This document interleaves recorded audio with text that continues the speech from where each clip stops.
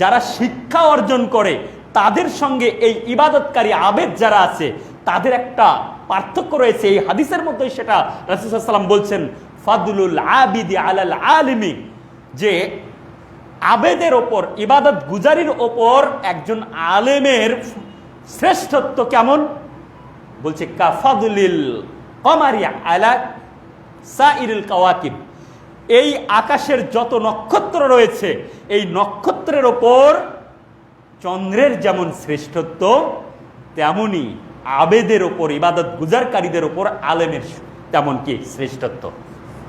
যদিও নক্ষত্রগুলো চাঁদের চাইতে কোটি কোটি গুণ বড়, কিন্তু যখন রাতের বেলা আলো দেয় তখন কিন্তু নক্ষত্রগুলোকে আমরা শুধু আমাদের চোখের জ্যোতির কারণে দেখতে পাই, কিন্তু নক্ষত্রের আলো পৃথিবী পর্যন্ত পৌঁছে না, কিন্তু চাঁদের আলোয় গোটা পৃথিবী আলোকিত হয়ে যায়। তো এই হচ্ছে একজন আলেম, একজন মানে আলেমের দিন বা যারা দিন শিক্ষা করে তাদের এত এত ফজিলত। রাসূলুল্লাহ সাল্লাল্লাহু আলাইহি ওয়াসাল্লাম বলেন, ওমাজতামা কওমুন ফি বাইতিন মিন বুয়ুতিল্লাহ ইয়াতলুনা কিতাবাল্লাহ ওয়া ইয়াতাদারাসুনাহু ফিমা বাইনাহুম ইল্লা নাযালাত আলাইহিমুস সাকিনাহ। সম্মানিত মুসল্লিবৃন্দ, আজকের সংক্ষিপ্ত জুমার খুতবার বিষয় দ্বীনি শিক্ষা এবং আধুনিক প্রচলিত শিক্ষা, এর মধ্যে কিছু পার্থক্য। দিন অর্থ দিবস, আবার দিন অর্থ ইসলাম। দিন আরবি শব্দ দুই অর্থে ব্যবহার হয়। দিন অর্থ দিবস, যেমন মহান আল্লাহ তাআলা বলেন মালিক ইয়াউমিদ্দিন, তিনি বিচার দিনের মালিক, অর্থাৎ তিনি পরকালের মালিক, তিনি আখিরাতের মালিক। আবার দিন মানে ধর্ম, দিন মানে জীবন ব্যবস্থা, যেমন মহান আল্লাহ তাআলা বলেন লাকুম দীনুকুম ওয়ালিয়া দিন, তোমাদের দিন তোমাদের, আমাদের দিন আমাদের, অর্থাৎ তোমাদের জীবন ব্যবস্থা তোমাদের, আমাদের জীবন ব্যবস্থা আমাদের। আমাদের দিন ইসলাম, আর দ্বীনি শিক্ষা বলতে ইসলামিক শিক্ষা। আর এই দ্বীনি শিক্ষা, এই ইসলামিক শিক্ষা, এটা মানুষের মস্তিষ্ক প্রসূত নয়, বরং দ্বীনের যিনি বিধানদাতা, যিনি ইসলাম ধর্মের বিধানদাতা, যিনি, তার কাছ থেকেই আমরা যে শিক্ষা পাই সেটাই হচ্ছে দ্বীনি শিক্ষা। আর এই দিন ইসলামে এর মূল উৎস পবিত্র কোরআন এবং সহিহ সুন্নাহ, এই দুটিকেই সামনে রেখেই আমাদের জীবনের পথ চলা। কেননা মহান আল্লাহ তাআলা আমাদেরকে এই পৃথিবীতে সৃষ্টি করেছেন পরীক্ষা করার জন্য, তার ইবাদত করার জন্য, এবং এই পরীক্ষা, এই ইবাদত নির্দিষ্ট একটা জীবন ব্যবস্থার মাধ্যমে হতে হবে, কোনো মানুষের মস্তিষ্ক প্রসূত নয়। এই জন্য আমাদের দিন, আমাদের ধর্ম ইসলাম এর মূল উৎস, এটি নাজিলকৃত এবং নির্ধারিত। মহান আল্লাহ তাআলার পক্ষ থেকে এটি নাজিল করা হয়েছে এবং তিনি যতটুকু নাজিল করেছেন, যতটুকু নির্ধারণ করে দিয়েছেন, এতটুকুর মধ্যেই সীমাবদ্ধ। রাসূল সাল্লাল্লাহু আলাইহি ওয়াসাল্লাম বলেন, তারাকতু ফীকুম আমরাইন লান তাযিল্লু মা তামাসসাকতুম বিহিমা কিতাবাল্লাহি ওয়া সুন্নাত নাবিয়্যিহি, আমি তোমাদের মাঝে এমন দুটি জিনিস রেখে যাচ্ছি, লান তাযিল্লু মা তামাসসাকতুম বিহিমা, যেই দুইটি জিনিসকে যদি তোমরা আঁকড়ে ধরো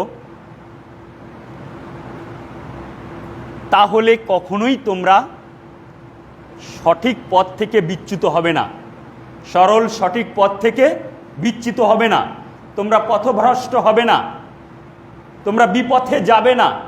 কি সেই দুইটি বিষয়, কি সেই দুইটি দিক, কি সেই দুইটি জিনিস? কিতাব আল্লাহ, আল্লাহর কিতাব, যেই কিতাব মহান আল্লাহ তাআলা মানুষের হিদায়াতের জন্য মানুষের দিক নির্দেশনার জন্য প্রেরণ করেছেন। আর দ্বিতীয়টি হচ্ছে সুন্নাত নবীহি, সেই মহান আল্লাহ তাআলার নবীর সুন্নাত।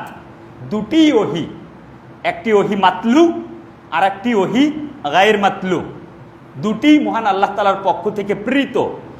যদিও রাসূল সাল্লাল্লাহু আলাইহি ওয়াসাল্লাম তিনি বর্ণনা করেছেন, কিন্তু আল্লাহ তাআলা রাসূল সাল্লাল্লাহু আলাইহি ওয়াসাল্লামের সুন্নাত সম্পর্কেও বলেন, ওমা ইয়ানতিকু আনিল হাওয়া ইন হুয়া ইল্লা ওয়াহইয়ুহা। তিনি হাওয়ার উপর কোনো কথা বলেন না, অর্থাৎ নিজের মন গড়া কোনো কথা তিনি বলেন না, বরং তিনি যা বলেন সেটা ওহী, ওহীর দ্বারা প্রাপ্ত। তাই আমাদের দ্বীনের যে শিক্ষা, আমাদের ইসলামের যে শিক্ষা, এটি হচ্ছে কোরআন সুন্নাহর শিক্ষা। এই শিক্ষা মানুষকে জাহিলিয়াত থেকে আলোর পথে নিয়ে আসে। আমরা যদি একটু রাসূলের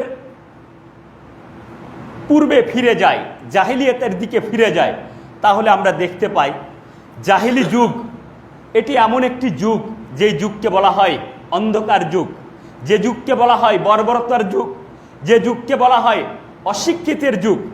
অপরাধের এমন কোনো মাত্রা ছিল না সেই যুগে হতো না।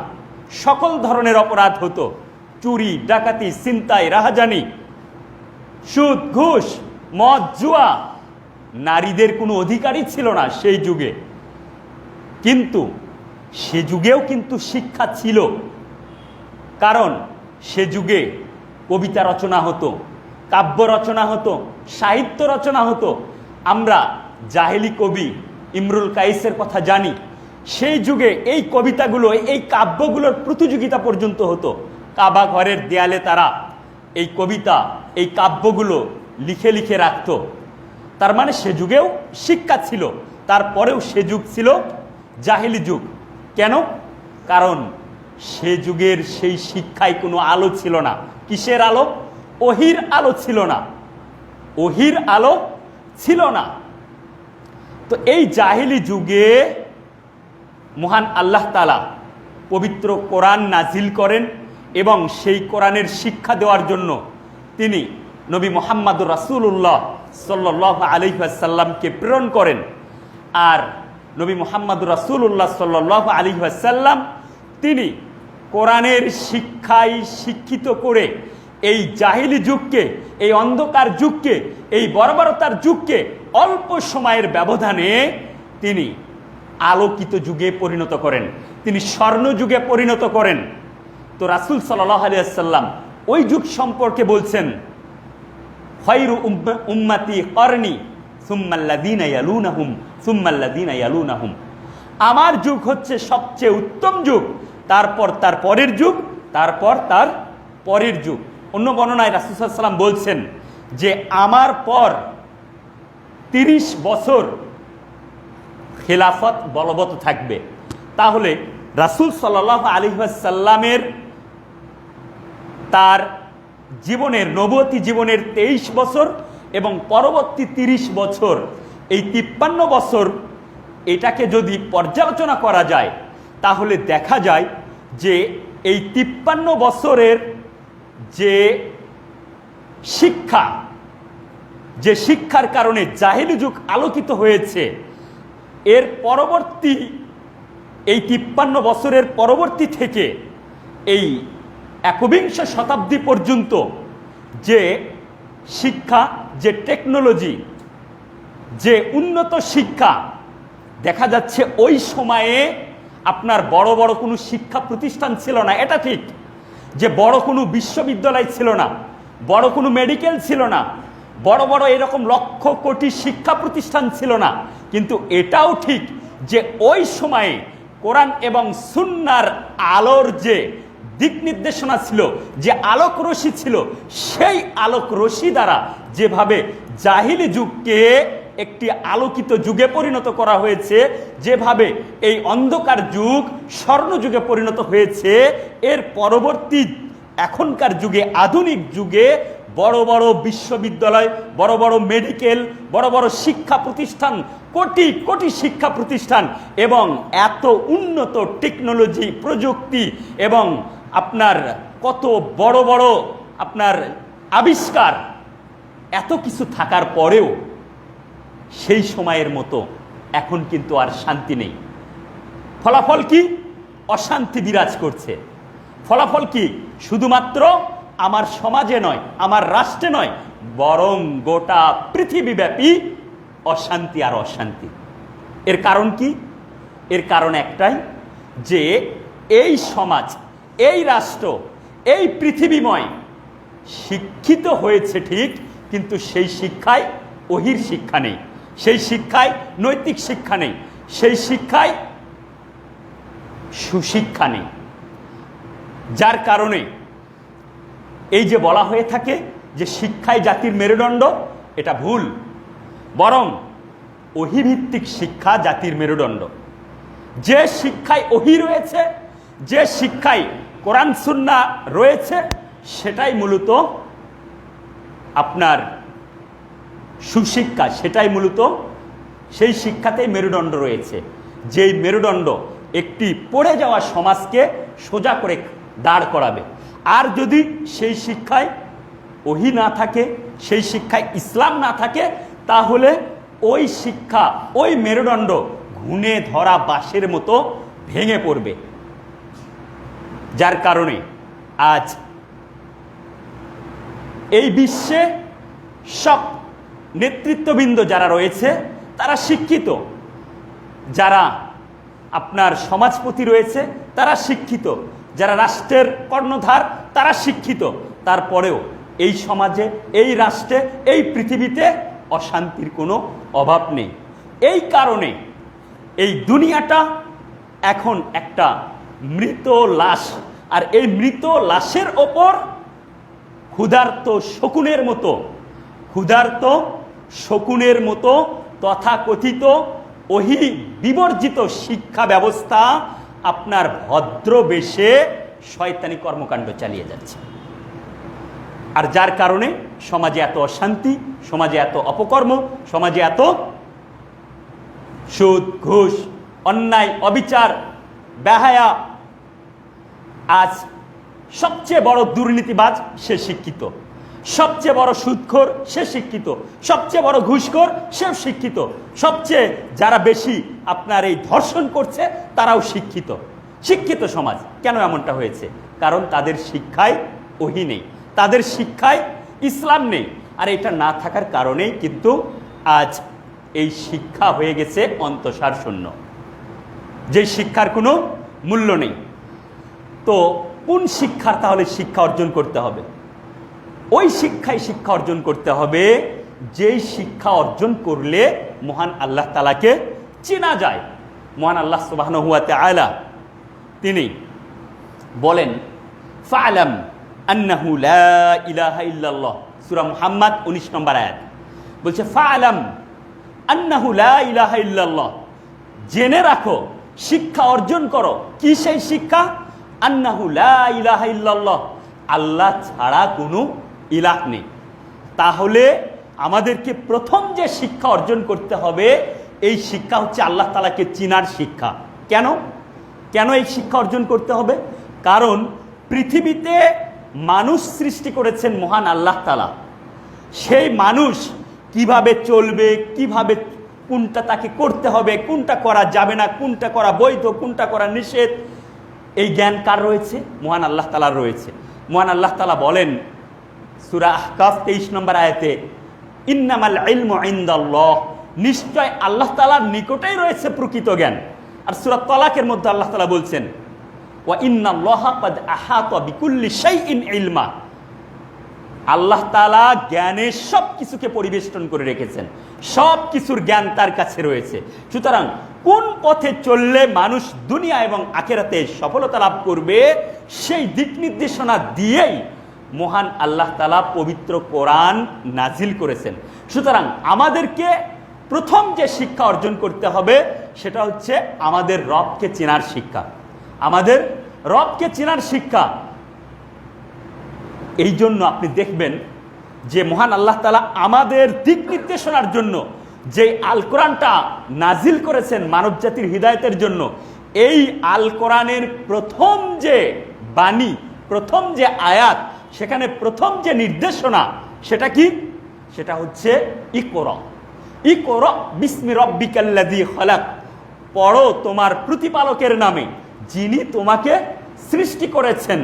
অর্থাৎ আল্লাহ তাআলাকে চিনার জ্ঞান অর্জন করতে হবে, আমাদেরকে চিনতে হবে। ফালাম, জ্ঞান অর্জন করো কি? আন্নাহু লা ইলাহা ইল্লাল্লাহ, আল্লাহ ছাড়া কোনো ইলাহ নেই। আল্লাহকে চিনার জ্ঞান, কে তিনি? তিনি আমাদের রব। ইকরা বিসমি রব্বিকাল্লাযী খলাক, পড়ো তোমার প্রতিপালকের নামে যিনি তোমাকে সৃষ্টি করেছেন। আল্লাহ তাআলার পরিচয় নিয়েই, তার নাম নিয়েই শিক্ষা অর্জন করতে হবে। শিক্ষা ব্যবস্থা তার অনুযায়ী চলবে, তিনি যেভাবে চলতে বলেছেন, তিনি যেভাবে করতে বলেছেন, এইটা রবকে চিনার মাধ্যমে এটা সম্ভব। আজ দেখেন, আমরা মুসলিম হয়েছি, আমরা মুসলিম হয়েছি, আমাদেরকে ইসলামের শিক্ষা অর্জন করে তারপর মুসলিম হতে হতো। কারণ মুসলিম হতে হয় কিসের কারণে? ইসলাম গ্রহণ করার কারণে, ইসলাম অনুযায়ী জীবনযাপন করার কারণে। তো ইসলাম অনুযায়ী জীবনযাপন যে আমরা করব, ইসলামের মূলনীতি কি, ইসলামের উৎস কি, ইসলামের মানদণ্ড কি? আল কোরআন। তো আমরা মুসলিম হয়েছি, কিন্তু আমাদেরকে সর্বপ্রথম যে নির্দেশনা দেওয়া হয়েছে, আমরা সেই নির্দেশনা, আল্লাহ তাআলার এই নির্দেশনার হকটা আমরা কয়জন আদায় করেছি বলেন? কয়জন আছি আমরা যে আল্লাহ তাআলা প্রদত্ত এই কিতাবটাকে আমরা প্রতিদিন পড়ি? প্রতিদিন পড়া তো দূরের কথা, আমরা অনেকে আছি কিতাবটা পড়তেই জানি না, আমরা কিতাবটা পড়তেই জানি না। অথচ আমরা দুনিয়ার চাহিদার প্রয়োজনে আমরা কত ধরনের শিক্ষা অর্জন করছি। আমরা বাংলা জানি, আমরা ইংরেজি জানি, আমরা গণিত জানি, আমরা ফিজিক্স জানি, কেমিস্ট্রি জানি, বায়োলজি জানি, হায়ার ম্যাথ জানি, জেনারেল ম্যাথ জানি। আমরা আমাদের দুনিয়ার চাহিদার প্রয়োজনে আমরা কি করি? সেই ইংরেজি ভাষা শিখি, আমরা ইতালিয়ান ভাষা শিখি, আমরা কোরিয়ান ভাষা শিখি, আমরা চায়না ভাষা শিখি। কেননা আমাদের দুনিয়ার প্রয়োজনে এটা, আমরা আমাদের দুনিয়ার প্রয়োজনে আমরা আমাদের যে পেশাগত যোগ্যতা, এটা প্রশিক্ষণের মাধ্যমে আমরা আরও উন্নত থেকে উন্নততর করি। আমরা একজন প্রশিক্ষণ নিয়ে আমরা একজন কি করি? দক্ষ কৃষক হই, দক্ষ একজন শিক্ষক হই, আমরা একজন দক্ষ সায়েন্টিফিক হই, আমরা একজন দক্ষ ডাক্তার হই, দক্ষ ইঞ্জিনিয়ার হই, আমরা দক্ষ অফিসার হই। আমরা প্রশিক্ষণ নিয়ে এভাবে দক্ষতা অর্জন করছি। কিন্তু আখিরাতের প্রয়োজনের চাহিদার প্রয়োজনে আমরা কি করছি? আমরা কোরআনটা পড়তে জানি না। এটা দুঃখজনক নয়? এইটা একটা দুঃখজনক বিষয় যে যেই শিক্ষা অর্জন করলে আমাদের চিরস্থায়ী জীবনের বন্দোবস্ত সেখানে হবে, আমরা দুনিয়ার সামান্যতম একটু জীবনের ধোকায় পড়ে আমরা পরকালীন অনন্তকালের জীবনের সেই শিক্ষা আমরা অর্জন করতে পারছি না। আপনি সূত্র মিলাবেন কিভাবে? দেখেন, আজই যদি আপনি মারা যান, আজই যদি আমি মারা যাই, তাহলে আমাদেরকে কবরে যে প্রশ্নগুলো করা হবে সেখানেও কিন্তু আপনার এই ইসলাম শিক্ষা বিষয়টাই রয়েছে। কি বলছে সেখানে? আমাদেরকে প্রত্যেককে এই প্রশ্নের মুখোমুখি হতে হবে না? মান রব্বুকা, তোমার রবকে। আর আল্লাহ তাআলা কি বললেন? সর্বপ্রথম তুমি কি শিক্ষা অর্জন করবে? ফাআলাম আন্নাহু লা ইলাহা ইল্লাল্লাহ, তুমি এটা শিক্ষা অর্জন করো যে আল্লাহ ছাড়া কোনো ইলাহ নেই। আর কবরেও আপনাকে প্রথম প্রশ্ন করা হচ্ছে মান রব্বুকা, তোমার রবকে। তার মানে তাওহীদের শিক্ষা আপনাকে অর্জন করতে হবে। আজ আমরা শিক্ষিত হয়েছি, কিন্তু আল্লাহকে চিনি না, আল্লাহর যে পরিচয় এটা আমরা জানি না। কে আল্লাহ? তিনি কি চান? তিনি কেন আমাদের সৃষ্টি করেছেন? তিনি কতজন? এগুলো আমরা জানি না। আর কবরের প্রথম প্রশ্নটাই হচ্ছে মান রব্বুকা, তোমার রবকে। তাহলে আমার রবকে আল্লাহ তাআলা এই শিক্ষায় অর্জন করতে বলেছেন যে ইকরা বিসমি রব্বিকাল্লাযী খলাক। রব তো তিনি যিনি তোমাকে সৃষ্টি করেছেন। রবকে? রব তিনি। ইয়া আইয়ুহাল্লাযীনা আমানু ইয়া আইয়ুহান নাসু উবুদু রাব্বাকুমুল্লাযী খলাকাকুম। ও হে মানব সম্প্রদায়, তোমরা তোমাদের রবের ইবাদত করো যিনি তোমাদের সৃষ্টি করেছেন, ওয়াল্লাযীনা মিন ক্বাবলিকুম, যিনি তোমাদের পূর্ববর্তীদেরকেও সৃষ্টি করেছেন, লাআল্লাকুম তাত্তাকুন, যাতে তোমরা মুত্তাকি হতে পারো। আল্লাযী জাআলা লাকুমুল আরদা ফিরাশা, যিনি আসমানকে কি করে দিয়েছেন? বিছিয়ে দিয়েছেন। ওয়াস সামাআ বিনাআ, এবং আকাশকে ছাদ করে দিয়েছেন। ওয়া আনজালা মিনাস সামাই মাআন, আর আসমান থেকে বৃষ্টি বর্ষণ করেন। ফাআখরাজা বিহি মিনাস সামারাতি রিজকাল লাকুম, এরপর বৃষ্টি বর্ষণ হওয়ার পরে কি হয়? জমিন থেকে তোমাদের জন্য রিজেক, ফল ফলাদি, এগুলো কি হয়? এগুলো জন্ম নেয়, ফল ফলাদির গাছ, এগুলো উৎপন্ন হয়। এরপর আল্লাহ তাআলা বলছেন, অতএব তোমরা কি করো না? তার সমকক্ষ করো না, জেনে শুনে তার সাথে শিরিক করো না। এভাবে আল্লাহ তাআলাকে চিনতে হবে। তাহলে আল্লাহ তাআলাকেই যদি আমরা না চিনি, আল্লাহ তাআলাকে চিনার শিক্ষা যদি আমরা অর্জন না করি, তাহলে আপনি যত বড়ই অনার্স করেন, মাস্টার্স করেন, আপনি ডক্টরেট করেন, আপনি সর্বোচ্চ শিক্ষা নিয়ে আপনি দুনিয়ায় সফল হন, কিন্তু এতে কোনো লাভ হবে না। এই জন্য ইবনুল কাইয়িম রাহিমাহুল্লাহ তিনি বলছেন যে মান উরিফা কুল্লা শাইইন ওয়া লাম ইউরাফ রাব্বাহু ফাকাআন্নামা লাম ইউরাফ শাইআন, যে ব্যক্তি পৃথিবীর সকল জ্ঞান অর্জন করলো কিন্তু আল্লাহ তাআলাকে চিনার জ্ঞান অর্জন করলো না, সে যেন কোনো জ্ঞানই অর্জন করলো না, সে কোনো জ্ঞানই অর্জন করলো না। আপনি এত এত শিক্ষা লাভ করলেন, অথচ কোরআন পড়তে জানেন না।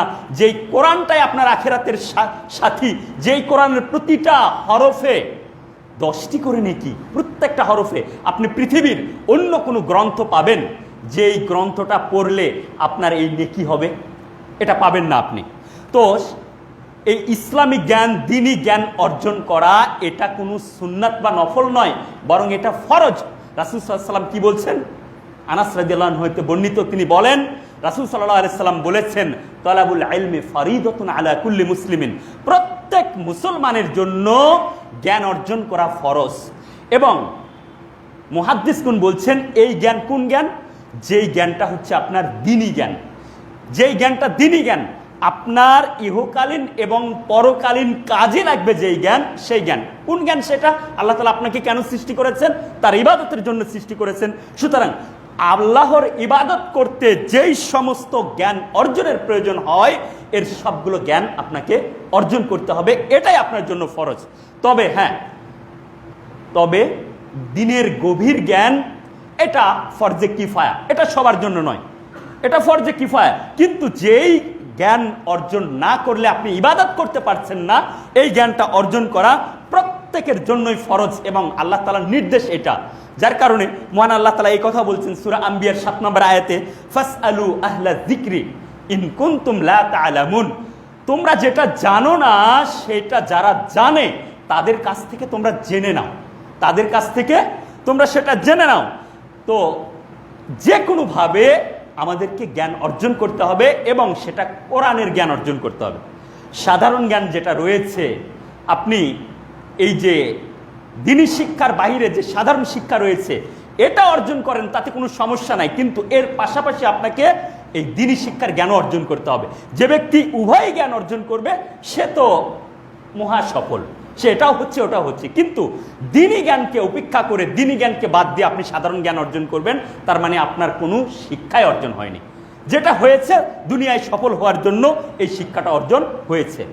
তো মহান আল্লাহ তাআলা আমাদেরকে কোরআন পড়তে বলেছেন, অল্প হলেও পড়তে বলেছেন। কি বলেন মহান আল্লাহ তাআলা? বলেন ফাকরাউ মা তায়াসসারা মিনাল কোরআন, কোরআনের যে অংশটুকু সহজ অন্তত সেটা হলেও তোমরা পড়ো, প্রতিদিন পড়ো, পড়তে হবে তোমাদেরকে, পড়ো তোমরা। মহান আল্লাহ তাআলা এই কথাও বলেন আফালা ইয়াতাদাব্বারুনাল কুরআন, তারা কি কোরআন নিয়ে চিন্তা গবেষণা করে না? আম আলা কুলুবিন আকফালুহা, নাকি তাদের অন্তর তালাবদ্ধ হয়ে গেছে? তার মানে কোরআনের জ্ঞান যাদের মধ্যে নেই তাদের অন্তরটা তালাবদ্ধ। যত জ্ঞানই আপনি অর্জন করেন, যদি কোরআনের জ্ঞান না থাকে, দ্বীনি জ্ঞান যদি না থাকে, তাহলে আপনার অন্তর কি হবে? তালাবদ্ধ হবে। আল্লাহ তাআলা জ্ঞান অর্জন করতে বলেছেন, নির্দেশ দিয়েছেন। মহান আল্লাহ তাআলা সূরা কাহাফ 27 নম্বর আয়াতে বলছেন, ওয়াতলু মা উহিয়া ইলাইকা, ওয়াতলু মা উহিয়া ইলাইকা মিন কিতাবি রাব্বিক, হে নবী শুধু ইকরা পড়ো এতটুকু নয়, বরং কি করো, অতলু মা উহিয়া ইলাইকা, তেলাওয়াত করো যেটা তোমার প্রতি ওহী করা হয়েছে। তেলাওয়াত আরবি শব্দ যারা বোঝেন তারা বুঝতে পারবেন। তালা, তালা মানে হচ্ছে আপনার অনুসরণ করা, অনুসরণ করা, অর্থাৎ আপনি পড়বেন এবং সেই পড়া অনুযায়ী আপনার জীবন বাস্তবায়ন করবেন। যা পড়লেন সেখানে কি নির্দেশনা দেওয়া আছে আপনি সেটা আপনার জীবনে বাস্তবায়ন করবেন। এই জন্য আল্লাহ তাআলা রাসূল সাল্লাল্লাহু আলাইহি ওয়াসাল্লামকে এ কথা বলেছেন। তো বিষয় হচ্ছে যে এই যে জ্ঞান অর্জন, এটা মহান আল্লাহ তাআলা আমাদের ওপরে ফরজ করে দিয়েছেন। এই জ্ঞান এটা 3 ভাগে বিভক্ত। জ্ঞানটা 3 ভাগে বিভক্ত, 3 প্রকার। এর একটা হচ্ছে আপনার ইন্দ্রিয়লব্ধ জ্ঞান, যেটা মানুষ প্রকৃতিভাবেই পেয়ে থাকে। এটা শুধু মানুষ নয়, প্রত্যেকটা প্রাণীকে আল্লাহ তাআলা এই জ্ঞানটা দিয়েছেন যে প্রকৃতিগতভাবেই এই জ্ঞানটা সে পেয়ে যাবে। এই জ্ঞান অর্জনের জন্য আপনার পরিশ্রম করতে হয় না, বা এই জ্ঞান অর্জিত জ্ঞান না, এটা অর্জন করার প্রয়োজন হয় না, অটোমেটিকলি এটা হয়ে যাবে। এটা যেমন একটা কুকুরের কথাই বলি, যে একটা কুকুর সন্তান প্রসব করবে, তার কুকুরের বাচ্চাগুলো প্রসব করবে। এই বাচ্চা কোন জায়গায় প্রসব করলে বাচ্চাগুলো নিরাপদে থাকবে, কিভাবে ওই বাচ্চাগুলোকে দুধ পান করাবে, কিভাবে ওই বাচ্চাগুলোকে সে আপনার প্রশিক্ষণ দেওয়াবে, এইটার জন্য কুকুরকে প্রশিক্ষণ নিতে হয় না। এটা আল্লাহ প্রদত্ত প্রকৃতিগতভাবে এই জ্ঞানটা পেয়ে যায়। এগুলো হচ্ছে ইন্দ্রিয় লব্ধ জ্ঞান। মানুষকে আল্লাহ তাআলা এভাবে কি দিয়েছেন, জ্ঞান দিয়েছেন যে একটা মানুষ তার সন্তান জন্ম দিবে, ওই সন্তানকে কিভাবে লালন পালন করবে, ওই সন্তানকে কিভাবে বড় করবে, ওই সন্তান আপনার ধীরে ধীরে বড় হবে, হাঁটবে, সে এই হাঁটা শিখাতে হয় না তাকে, এই হাঁটা তাকে শিখাতে হয় না। সে কথা বলবে, অটোমেটিকলি বড় হবে, কথা বলবে, এটা তাকে শিখাতে হয় না। এইগুলো হচ্ছে ইন্দ্রিয় লব্ধ জ্ঞান। কিন্তু ইবলিস সে বসে নেই, সে মানুষকে এই ইন্দ্রিয় লব্ধ জ্ঞানগুলো, যেগুলো মানুষকে শিক্ষা দিতে হয় না, বরং শিক্ষা দেওয়াটাই এইটা আরো অশ্লীলতার দিকে চলে যায় অথবা বিপথের দিকে চলে যায়। কিন্তু আপনার শয়তান কি করে, মানুষকে ওটা নিয়ে উস্কে দেয়, মানুষকে ওটা নিয়ে উস্কে দেয়।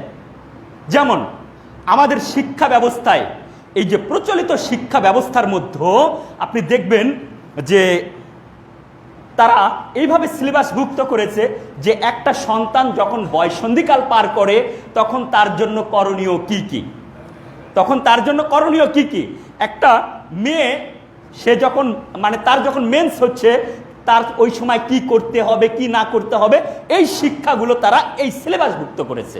অথচ এগুলো ইন্দ্রিয় লব্ধ শিক্ষা। কেন করেছে এগুলো?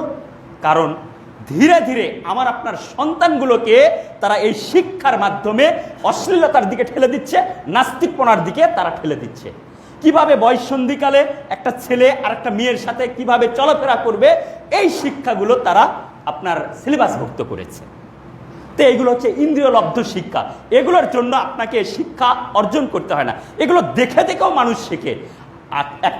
আমার মেয়ে, আপনার মেয়ে, সে একটা ভর্তা বানাবে, ডিম ভাজবে, এগুলোর জন্য প্রাতিষ্ঠানিক কোনো শিক্ষার প্রয়োজন হয় না।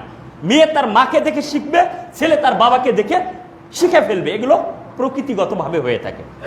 দ্বিতীয় শিক্ষা হচ্ছে অর্জিত শিক্ষা, যেই শিক্ষা অর্জন করতে হয়, যেই শিক্ষা অর্জন করতে হয়। যেমন আপনি সায়েন্টিফিক হবেন, আপনাকে সায়েন্সের সাবজেক্টগুলো পড়ে আপনাকে কি করতে হবে, আপনাকে সেই শিক্ষাটা অর্জন করতে হবে। আপনি ডাক্তার হবেন, ডাক্তারি পড়াশোনা করে আপনাকে ডাক্তার হতে হবে। আপনি ইঞ্জিনিয়ার হবেন, ইঞ্জিনিয়ারিং পড়াশোনা করে আপনাকে ইঞ্জিনিয়ার হতে হবে। আপনি কৃষিবিদ হবেন, আপনাকে কৃষক কৃষি যাবতীয় যে পড়াশোনা আছে এগুলো করে আপনাকে কৃষিবিদ হতে হবে। তো এগুলো হচ্ছে আপনার অর্জিত শিক্ষা, এই শিক্ষাগুলো অর্জন করতে হয়। আর এই শিক্ষার মধ্যে আপনার দুনিয়াবী সফলতাই মোক্ষম বিষয়। তবে পরকালীন সফলতা এই শিক্ষার মধ্যে তখনই থাকে যখন এই শিক্ষাগুলোর সঙ্গে তৃতীয় প্রকার শিক্ষাটা সংশ্লিষ্ট থাকবে। আর তৃতীয় প্রকার শিক্ষাটা কি? তৃতীয় প্রকার শিক্ষা হচ্ছে ওহীভিত্তিক শিক্ষা। তাহলে একটি হচ্ছে ইন্দ্রিয় লব্ধ শিক্ষা, দ্বিতীয়টা হচ্ছে অর্জিত শিক্ষা, আর তৃতীয়টা হচ্ছে ওহীভিত্তিক শিক্ষা। ওহীভিত্তিক শিক্ষা, এই শিক্ষা আপনি কোনো মানুষের কাছে পাবেন না। এই শিক্ষা মানুষের চিন্তাধারার ফল নয়, বরং এই শিক্ষার এই শিক্ষাটা এর উৎস হচ্ছে আল কোরআন, যেটা মহান আল্লাহ তাআলার পক্ষ থেকে এসেছে। আল্লাহ তাআলা ছাড়া এই শিক্ষার উৎস আর অন্য কোথাও থেকে আসবে না। সুতরাং মানুষ যেহেতু আল্লাহ তাআলার সৃষ্টি, আর মানুষকে কি করতে হবে না হবে, মানুষের জন্য কোনটা হালাল কোনটা হারাম, কোনটা বৈধ কোনটা অবৈধ, এই দিক নির্দেশনাগুলো এই ওহীভিত্তিক শিক্ষার মধ্যেই রয়েছে। আর এই শিক্ষাটা অর্জন করাই মহান আল্লাহ তাআলা মানুষের ওপর ফরজ করে দিয়েছেন। তাহলে এই শিক্ষা যদি অর্জন করা হয়, এই শিক্ষা অর্জন করলে মানুষ কি ফলাফল পেতে পারে, ফজিলত কি?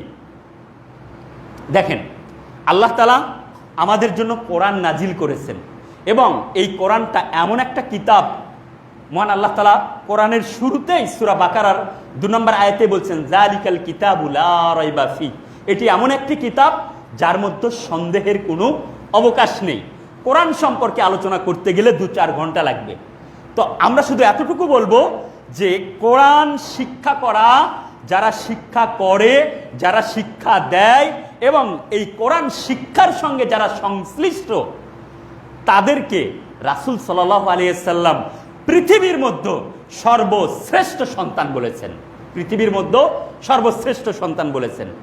এই পৃথিবীতে অনেক বড় বড় শিক্ষাবিদ রয়েছে, অনেক বড় বড় ডক্টর রয়েছে, অনেক বড় বড় জাতীয় অধ্যাপক রয়েছে, অনেক সম্মানিত শিক্ষক রয়েছে, কিন্তু তারা যদি কোরআন না শিক্ষা করে, তাদের মধ্যে যদি কোরআনের আলো না থাকে, তাহলে ওই শিক্ষা ওই সম্মান দুনিয়াতেই শেষ, দুনিয়ার বাইরে আর কথাও নয়।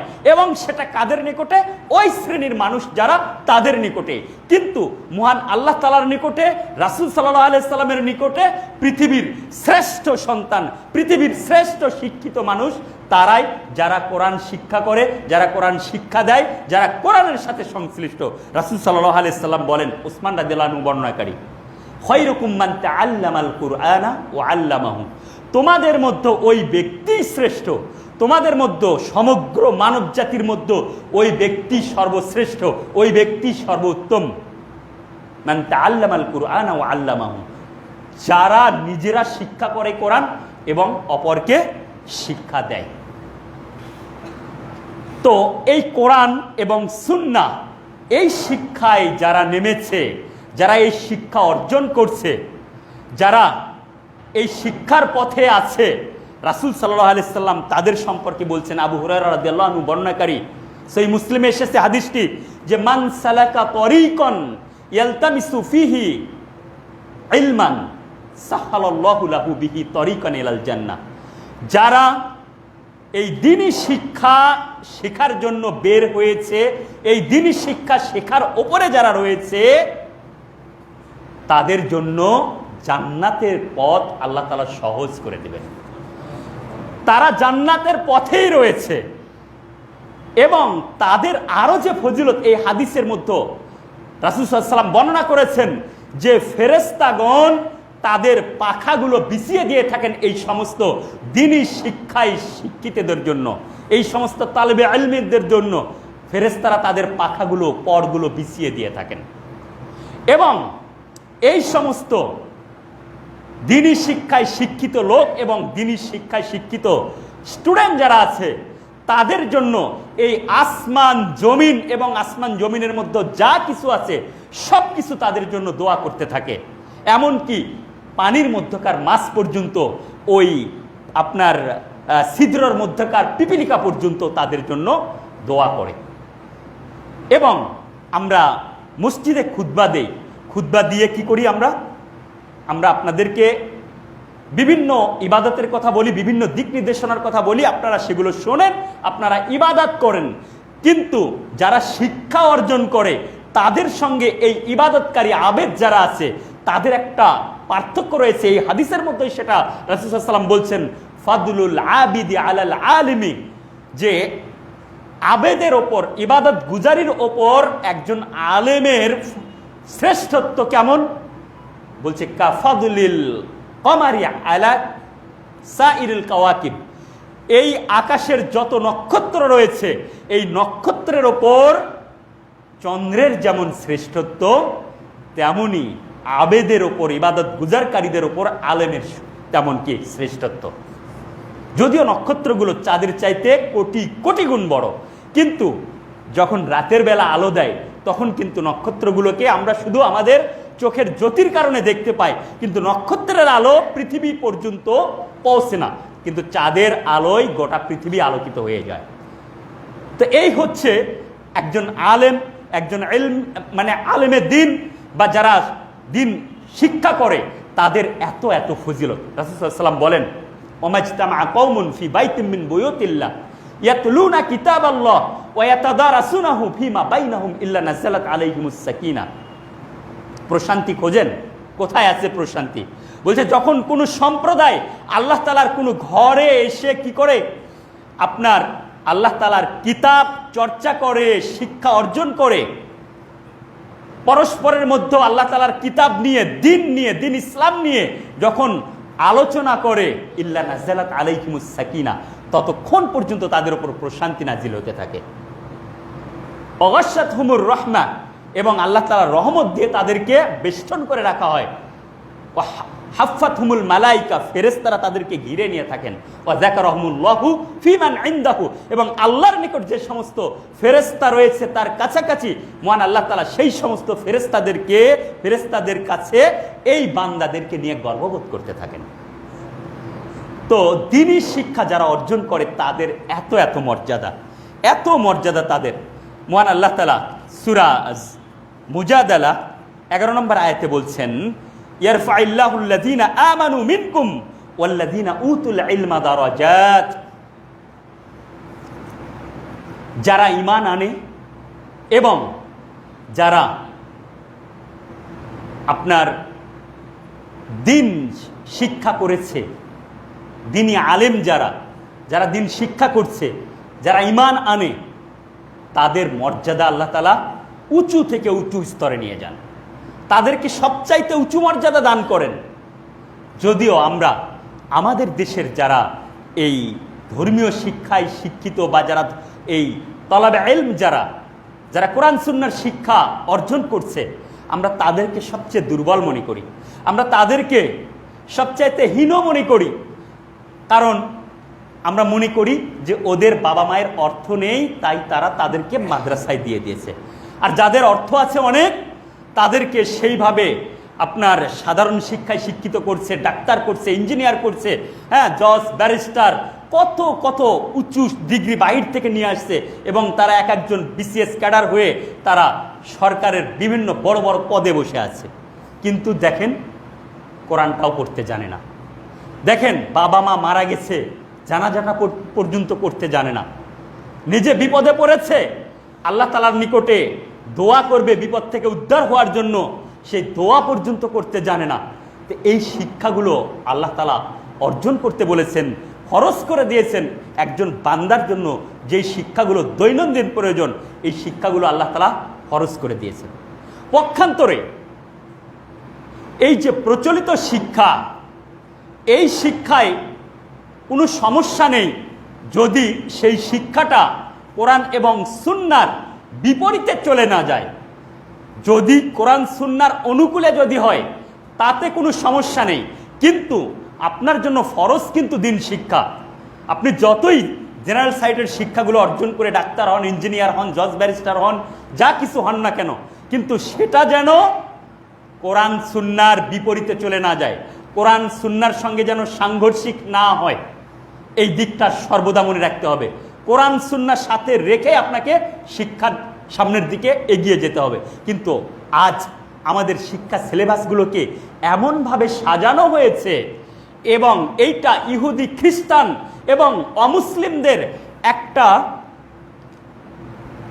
মানে তাদের একটা রূপরেখা, তাদের একটা নীল নকশা, এটা যে কিভাবে এই সমস্ত মুসলমানের সন্তানদেরকে দিন থেকে দূরে সরে রাখা যায়, কিভাবে তাদেরকে আপনার নাস্তিকতার দিকে নিয়ে যাওয়া যায়, তাদের সিলেবাসগুলো এভাবেই সাজানো হয়েছে। আপনি ছোট ছোট বাচ্চা, যেগুলো বাচ্চাগুলো আপনি শিশুতে পড়ে, ওয়ানে পড়ে, আপনি দেখবেন এখন মাদ্রাসা শিক্ষা আমাদের দেশের সরকারি যে এই যে আলিয়া মাদ্রাসাগুলো করেছে, এই মাদ্রাসা শিক্ষায় আপনি দেখবেন যে জেনারেল শিক্ষা অর্থাৎ প্রাইমারি হাই স্কুলের যে জেনারেল সাবজেক্টগুলো রয়েছে ওই সাবজেক্টটাই এখানে দেওয়া হয়েছে, আলাদাভাবে দেওয়া হয়নি। একটা মাদ্রাসার শিক্ষা ব্যবস্থায় আপনি শিশুতে ওয়ানে যাবেন, সেখানে দেখবেন বাংলা যে শিক্ষাগুলো দেওয়া হয়েছে ওখানে কোনো ইসলামিক কোনো নাম পাবেন না। দেখবেন নাম দিয়েছে এরকম ঐশী, ঈশিতা, আপনার উর্মি, হ্যাঁ, আকাশ, নদী, বাতাস, এই নামগুলো দিয়েছে। তারা জানে যে আল্লাহ তাআলার নিকটে পছন্দনীয় নাম হচ্ছে আব্দুল্লাহ, আব্দুর রহমান, আব্দুর রহিম, মারিয়ম, আয়েশা। এই নামগুলো আপনি খুঁজে পাবেন না এই বইগুলোতে। তার মানে নামের দিক থেকেও ধীরে ধীরে তাদের মস্তিষ্ককে ওইভাবে দূরে সরে দিচ্ছে যে আল্লাহ তাআলার যে সিফাতি নাম, এই নামগুলো আপনি ওখানে খুঁজে পাবেন না। তাদের ছোট ছোট বাচ্চা তাদেরকে শিখায় আতা গাছের তোতা পাখি, ডালিম গাছের মৌ, এত ডাকি তবু কথা কও না কেন বউ। আচ্ছা বলেন তো, এই 6 বছর 5 বছরের বাচ্চাগুলো এরা বউ কি বোঝে বলেন? এরা বউ কি বোঝে? এদেরকে এই সূক্ষ্মভাবে ধীরে ধীরে অশ্লীলতার দিকে ঠেলে দেয়। জানেন, আস্তে আস্তে ওরা ওই 1 থেকে 2 উঠবে, তারা বউ বুঝবে, তাদেরকে বউ বুঝাবে। পক্ষান্তরে তাদের এর ফলাফলটা কি হবে? এই যে মিক্সিং যে শিক্ষা ব্যবস্থা, এই বউকে কেন্দ্র করে দেখবেন তাদের পরস্পরের ছেলে মেয়ের মধ্যে একটা সম্পর্ক তখন থেকেই বুঝাই দেবে। হ্যাঁ, এইভাবেই তাদের কবিতাগুলো, তাদের বিভিন্ন এতে একতারা কি দিয়েছে, এতে একতারা। কেন এতে একতা দেওয়া যেত না? মহান আল্লাহ তাআলা বলেনি ও আতাসিমু বিহাবলিল্লাহ, তোমরা কি করো, আল্লাহর রুজ্জকে তোমরা আঁকড়ে ধরো, জামিআন, একত্রভাবে, ঐক্যবদ্ধভাবে। একতা শব্দ তারা দেবে না, তারা একতা চায় না। তাদের থিওরি হচ্ছে কিভাবে বিচ্ছিন্ন করবে। তারা দিয়েছে এতে একতা। কেন? কারণ একতা কি এই সম্পর্কে আপনার তারা আলোচনা করবে এবং এই সমস্ত কমলমতি শিক্ষার্থীদেরকে তাদেরকে কি করবে, গানের দিকে ধীরে ধীরে দিয়ে দেবে। এভাবে ওই যে বললাম ধীরে ধীরে আপনার ক্লাস 5-6-এ নিয়ে গিয়ে কি করেছে, আপনার বয়ঃসন্ধিকালের বিষয়গুলো আলোচনা করছে, যেগুলো মানুষের প্রকৃতিগতভাবে পাওয়ার কথা, সেগুলো শিক্ষা আপনার সিলেবাসভুক্ত করে তাদেরকে এগুলো উস্কে দেওয়া, এগুলো শুধু তাদেরকে উস্কে দেওয়া। তাদের আপনার গণিতের বিষয়গুলো এইভাবে দিবে, দেখবেন যে 100 টাকা তুমি ব্যাংকে রাখলা, প্রতি মাসে শতকরা 10 টাকা সুদ পাইলা, তাহলে 1 বছরে কত টাকা সুদ হলো? কেন এভাবে দেওয়া যায় না যে আব্দুর রহমান আপনার দিনে 17 রাকাত সালাত আদায় করে, তাহলে 30 দিনে সে কত রাকাত সালাত আদায় করে? দেওয়া যায় না এভাবে।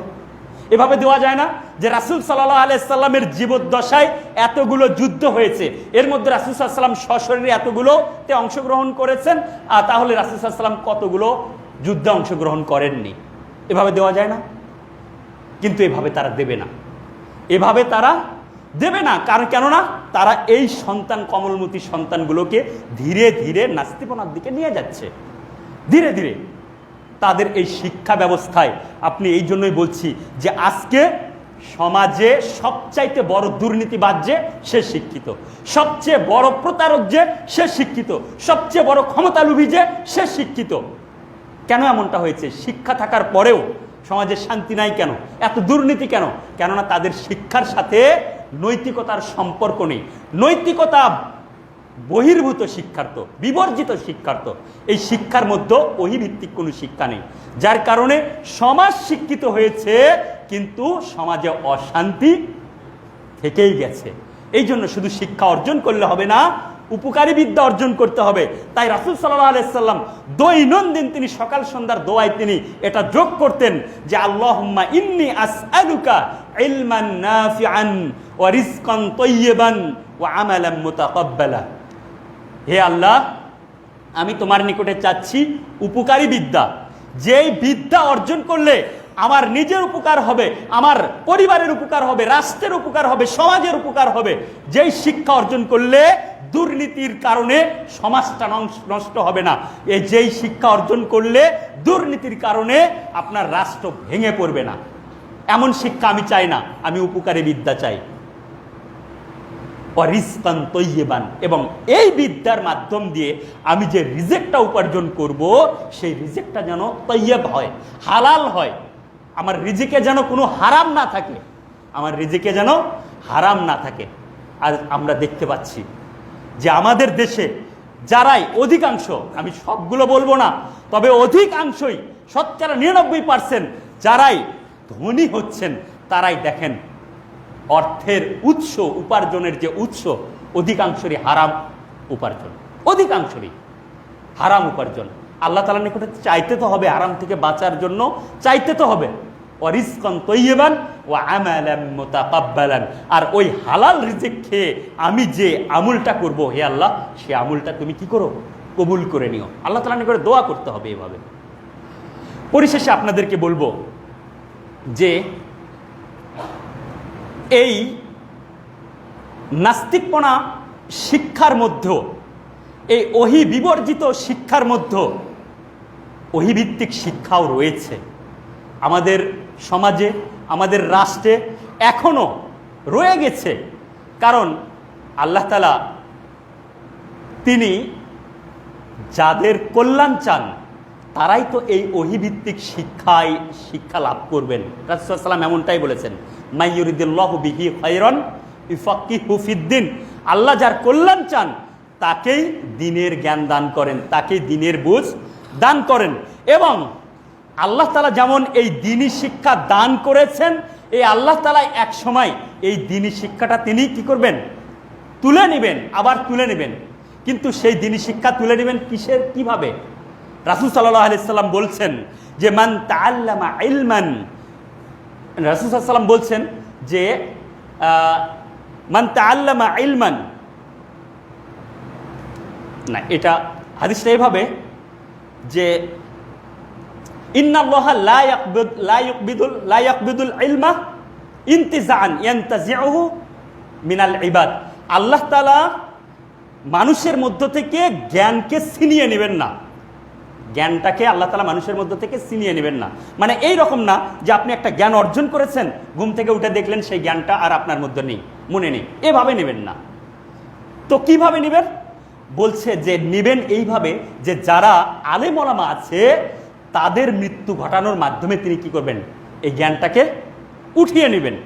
তো বিষয়টা এইরকম দেখেন যে আমার কাছে হঠাৎ মনে হলো, গতকাল আমাদের এক মাদানী ভাই তিনি পোস্ট দিয়েছেন যে তার মোবাইলটা হারিয়ে গেছে, এবং মোবাইল হারিয়ে গেছে এটার জন্য তার কষ্ট লাগছে না, তার কষ্ট লাগছে যে ওই মোবাইলের ভিতরে অনেকগুলো আপনার নোট রয়েছে, শিক্ষার্থীদেরকে শিক্ষাদানের নোটগুলো রয়েছে, তারপর তার যে প্রোগ্রাম রয়েছে বিভিন্ন, সেই প্রোগ্রামের নোটগুলোর মধ্যে রয়েছে, মোট কথা বিভিন্ন জ্ঞানের তথ্যগুলো তার মধ্যে রয়েছে, এই জন্য তার কষ্ট লাগছে। তো এখান থেকে যেটা মনে হচ্ছে দেখেন যে আল্লাহ তাআলা যে জ্ঞানটা দান করেছেন এই জ্ঞান তিনি ছিনিয়ে নেবেন না, তিনি কি করবেন, তিনি আলেম ওলামাদেরকে উঠিয়ে নেওয়ার মাধ্যমে এই জ্ঞানটাকে তুলে নেবেন। তো মনে করেন যে আলেম ওলামার যে জ্ঞান এটা ওই ডিভাইসের মতো, যে ওই ডিভাইসের মধ্যে সব জ্ঞানগুলো রয়েছে, আজ তার ওই মোবাইলটা হারিয়ে যাওয়ার কারণে সে ওই নোটগুলো আর পাচ্ছে না। ঠিক এমনিভাবে আলেম ওলামাদেরকে আল্লাহ তাআলা যখন উঠিয়ে নেবেন, ধীরে ধীরে এই জ্ঞানগুলো কি হয়ে যাবে, শূন্য হয়ে যাবে সমাজে, এই জ্ঞানগুলো সমাজে শূন্য হয়ে যাবে। তখন কি হবে, আস্তে আস্তে আপনার এই দ্বীনি জ্ঞান শূন্য হয়ে যাবে। এমন এক পরিস্থিতি হবে, হাদিসে এটাও এসেছে যে শেষ পর্যন্ত সালাত থাকবে না, সিয়াম থাকবে না, হ্যাঁ যাকাত থাকবে না, হজ থাকবে না। মানুষ এই রকম বলতে থাকবে যে আমার পূর্ববর্তী দাদারা বা তার দাদারা কি করতো, তারা কালেমা পড়তো, আমরাও পড়বো, মানে এই রকম পরিস্থিতিতে চলে যাবে, সালাত সিয়াম আর কিছুই থাকবে না। পক্ষান্তরে যেই শিক্ষা অর্জন করলে শুধুমাত্র দুনিয়া বিষয়গুলো, দুনিয়ার সফলতা অর্জন মানে হাসিল হয়, এই শিক্ষা অর্জন করে লাভ তো হবেই না, বরং রাসূল সাল্লাল্লাহু আলাইহি ওয়াসাল্লাম কি বলেছেন যে মান তাআল্লামা ইলমান মিম্মা ইউবতাগা বিহি ওয়াজহুল্লাহ লা ইয়াতাআল্লামুহু ইল্লা লিইউসিবা বিহি আরাদাম মিনাদ দুনিয়া। যেই শিক্ষা অর্জন করে আল্লাহ তাআলার সন্তুষ্টি কামনা করার কথা ছিল, সেই শিক্ষা যদি দুনিয়ার স্বার্থে অর্জন করে, দুনিয়া হাসিল করার জন্য অর্জন করে, লাম ইয়াজিদ আরাফাল জান্নাতি ইয়াউমাল কিয়ামা, কাল কিয়ামতের মাঠে তাহলে জান্নাতের সুগন্ধিটুকুও পাবে না সে। অথচ জান্নাতের সুগন্ধি পাওয়া যায় 500 বছরের পথ দূরে থেকে। তো আমরা এই দ্বীনি শিক্ষা সমাজে যেন বলবৎ থাকে, আপনার আমার সন্তান যেন দ্বীনি শিক্ষার সাথে লেগে থাকে, যেন তারা আলেম ওলামা হিসেবে গড়ে উঠতে পারে, এই প্রচেষ্টার ধারাবাহিকতায় মসজিদ ভিত্তিক শিক্ষা, যেমন রাসূল সাল্লাল্লাহু আলাইহি সাল্লামের যুগে তিনি তার মসজিদকে শুধুমাত্র সালাতের জন্য ব্যবহার করেননি, শুধুমাত্র ইবাদতের জন্য ব্যবহার করেননি, বরং তার সময়ের মসজিদটা যেমন সালাত ছিল, যেমন ইবাদত ছিল, তেমনি ওই মসজিদটা ছিল শিক্ষার একটা বিশ্ববিদ্যালয়। ওই মসজিদটা ছিল শিক্ষার বিশ্ববিদ্যালয়। তো আমাদের মসজিদে, এই মসজিদের কর্তৃপক্ষ যারা রয়েছেন, সভাপতি সাহেব সহ আরও যারা মসজিদের কর্ণধার যারা রয়েছেন, যারা মসজিদের জন্য শ্রম দেন, মেধা দেন, অর্থ দেন, তারাও একটা সিদ্ধান্তে এসেছেন যে এই মসজিদটাকে আপনার একটা জ্ঞানের বাগান তৈরি করবেন মসজিদে। এবং অলরেডি তারা এটা সর্বসম্মতভাবে তারা একটা সিদ্ধান্ত নিয়ে ফেলেছেন যে এই মসজিদ ভিত্তিক একটা মাদ্রাসা এখানে হবে, যে মাদ্রাসার নামটাও দেওয়া হয়েছে মাদ্রাসাতুল ঈমান, মাদ্রাসাতুল ঈমান। এবং এই শিক্ষা প্রতিষ্ঠানটি পরিচালনা করবেন আমাদের সুদক্ষ শিক্ষাবিদ স্যার নজরুল ইসলাম, তিনি এটাকে পরিচালনা করবেন। তো আমি এই মেসেজটুকু শুধু আপনাদেরকে দিলাম যে আগামী 26 সাল থেকেই, জানুয়ারি থেকেই এটা চালু হবে মাদ্রাসাটি। আপনারা আপনাদের মেধা দিয়ে, শ্রম দিয়ে, অর্থ দিয়ে এবং আপনাদের বিশেষ করে আপনাদের কচিকাঁচা সোনামণিদেরকে দিয়ে আপনারা সহযোগিতা করবেন এই কমিটিকে। সেখানে শুরুর বছর ক্লাস 3 পর্যন্ত চালু হবে, ক্রমান্বয়ে সেটাকে বৃদ্ধি করা হবে। আপনারা সকলেই সর্বাত্মকভাবে আপনাদের সহযোগিতা করবেন, আমি এই আশা আপনাদের কাছে রাখছি। এবং আপনাদেরকে আমি পরিশেষে বলবো যে আজকের আলোচনার যে সামারাইজ, সেটা হচ্ছে যে আপনারা যে এই শিক্ষায় শিক্ষিত হন না কেন, আপনি ডাক্তার হন, ইঞ্জিনিয়ার হন, কৃষিবিদ হন বা আরও কিছু হন না কেন, কিন্তু আপনি শুধু ওটার মধ্যেই সীমাবদ্ধ থেকেন না। আপনি দ্বীনি শিক্ষা অর্জন করেন, যেই শিক্ষাটা আপনার জন্য ফরজ, আপনার ইবাদতের জন্য অপরিহার্য, অন্তত অতটুকু শিক্ষা আপনি অর্জন করেন। এই মসজিদটা এটার একটা উত্তম জায়গা। নজরুল ইসলাম স্যার তিনি যেভাবে আপনার এই মসজিদে এই কোরআন শিক্ষা দেন, আশ্চর্যকর মনে হয় আমার কাছে। আল্লাহ তাআলা তাকে দ্বীনের জন্য কবুল করুন, আল্লাহ তাআলা তাকে এই আপনার সর্বোত্তম যে কোরআন যারা শিক্ষা করে আর শিক্ষা দেয় তাদের অন্তর্ভুক্ত করুন এবং তার খেদমতকে আরও অনেক দূর পর্যন্ত নিয়ে যান। আমরা তার জন্য এই দোয়া করি। এবং আপনারাও অবশ্যই যারা দ্বীনি শিক্ষা, বিশেষ করে কোরআন শিক্ষা এখনও করতে পারেন না, তারা অবশ্যই শিখবেন। এবং যারা কোরআন শিখেছেন তারা নিয়মিত পড়বেন। 2টা আয়াত হলেও আপনি নিয়মিত দৈনন্দিন 2টা আয়াত হলেও আপনি পড়বেন, তেলাওয়াত করবেন, কোরআন থেকে দূরে থাকবেন না। এই কোরআনই কাল কিয়ামতের মাঠে আপনার জন্য সাক্ষী হয়ে দাঁড়াবে, আপনার পক্ষে অথবা বিপক্ষে। আপনি যদি কোরআনবিহীন জীবনযাপন করেন তাহলে ওই জীবনটা আপনার পুরাটাই অন্তঃসার শূন্য। কেননা আপনি এখনই মারা গেলে কাল কিয়ামতের মাঠে আপনি যে প্রশ্নের মুখোমুখি হবেন, এই প্রশ্নের উত্তরে কিন্তু আপনার এটাও একটা থাকবে যে আপনি কোরআন শিক্ষা অর্জন করেছেন এবং সেই অনুযায়ী জীবনযাপন করেছেন। তাহলে আপনি যদি কোরআন শিক্ষা না অর্জন করেন, আপনি যদি দ্বীনি শিক্ষা অর্জন না করেন, তাহলে আপনি কিভাবে বুঝবেন কে আপনার রব, কে কোনটা আপনার দিন আর কে আপনার রাসূল, এটা আপনি কিভাবে বুঝবেন? অতএব যে শিক্ষাই অর্জন করেছেন বা যে শিক্ষায় অর্জন করছেন, সেই শিক্ষা যেন দ্বীনি শিক্ষার সাথে সাংঘর্ষিক না হয় এবং অবশ্যই আপনি আপনার দ্বীনি শিক্ষাকে আপনার এই শিক্ষার সাথে সংশ্লিষ্ট রাখবেন। মহান আল্লাহ তাআলা আমাদেরকে এই দ্বীনি শিক্ষা অর্জন করার তৌফিক দান করুন, দ্বীনের সাথে থাকার তৌফিক দান করুন, দ্বীনের শিক্ষার সাথে থাকার তৌফিক দান করুন এবং এইটাই যেন আমাদের পরকালীন জীবনে সাদগায়ে জারিয়া হিসেবে কাজ করে। আরও একটা বিষয় বলতে ভুলেই গেছি যে মৃত্যুর পরেও মানুষের যে 3টি আমুল বলবৎ থাকবে, এই 3টি আমুলের আমরা জানি যে একটি হচ্ছে আপনার সাদাকায়ে জারিয়া। সাদাকায়ে জারিয়া, যেই সাদকাটা আপনি করলে চলমান থাকবে। তাহলে আপনি যদি মসজিদ বানিয়ে দেন, আপনি যদি মসজিদে এই সেই দান করেন, এগুলো কিন্তু একটা না একটা সময় এগুলো কি হয়ে যাবে, শেষ হয়ে যাবে। এখন থেকে নিয়ে 40-50 বছর পরে হয়তো দেখবেন যে এই ফ্যানগুলো আর নেই, এই মসজিদ আর নেই, এর চাইতে আরও দামি কিছু করছে, ওটা শেষ হয়ে যাবে। ঠিক এমনিভাবে আরেকটা কি বলেছে, আও ওয়ালাদিন সালিহিন ইয়াদউ লাহু, আপনি যদি সৎ সন্তান রেখে যেতে পারেন, যেই সন্তান আপনার জন্য দোয়া করবে, তাহলে সেটা সাদাকায়ে জারিয়া হয়ে যাবে। তো সেই সন্তান কতদিনই বা বাঁচবে? আপনার মৃত্যুর পর, স্বাভাবিক মৃত্যু যদি হয়, আপনার মৃত্যুর 50 বছর পর, 60 বছর পর সেও মারা যাবে। আর একটা যেটা বলেছে সেটা হচ্ছে আও ইলমিন ইউনতাফাউ বিহি, এমন ইলম আপনি রেখে যান, এমন জ্ঞান আপনি রেখে যান যেটার দ্বারা মানুষ উপকৃত হবে। আর এইটাই হচ্ছে নাম্বার 1, এবং এইটা যুগ যুগ থাকবে। পৃথিবী যতদিন বেঁচে থাকবে ততদিন এই আমল নামাটা জারি হয়ে থাকবে। সুতরাং আপনি এমন ইলম অর্জন করেন যেই ইলমের উপকার অন্য কেউ পাবে, এমন ইলমের সঙ্গে থাকেন যেই ইলমের উপকারিতা অন্য কেউ পাবে, এমন মসজিদ, এমন মাদ্রাসার সাথে আপনি সংশ্লিষ্ট থাকেন যেই মাদ্রাসা থেকে জ্ঞান কিয়ামত পর্যন্ত চালু থাকবে।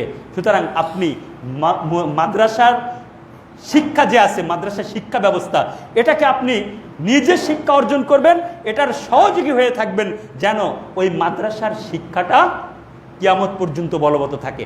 আপনি 5 জন শিক্ষার্থীকে সহযোগিতা করলেন, ওই 5 জন শিক্ষার্থী পরবর্তীতে আরো 50 জন শিক্ষার্থী বানাবে, ওই 50 জন শিক্ষার্থী পরবর্তীতে আরো 5000 জন শিক্ষার্থী বানাবে, এইভাবে কিয়ামত পর্যন্ত চলতে থাকবে। সুতরাং মাদ্রাসা শিক্ষা যেখানে আছে সেখানে আপনি সহযোগিতা করেন, কাল কিয়ামতের মাঠে আপনি এই সাদাকায়ে জারিয়া হিসাবে এত এত এত এত আপনি নেকি পাবেন যেটা আপনি নিজেও কল্পনা করতে পারবেন না। মহান আল্লাহ তাআলা আমাদেরকে দ্বীনি শিক্ষা অর্জন করার, দ্বীনি শিক্ষার সাথে থাকার তৌফিক দান করুন। আকুলু কওলি হাযা আস্তাগফিরুল্লাহ লি ওয়া লাকুম ওয়া লিসাইরিল মুসলিমিনা মিন কুল্লি যামবিন ওয়া আতুবু ইলাইহি ফাস্তাগফিরুহু ইন্নাহু হুয়াল গফুরুর রহিম।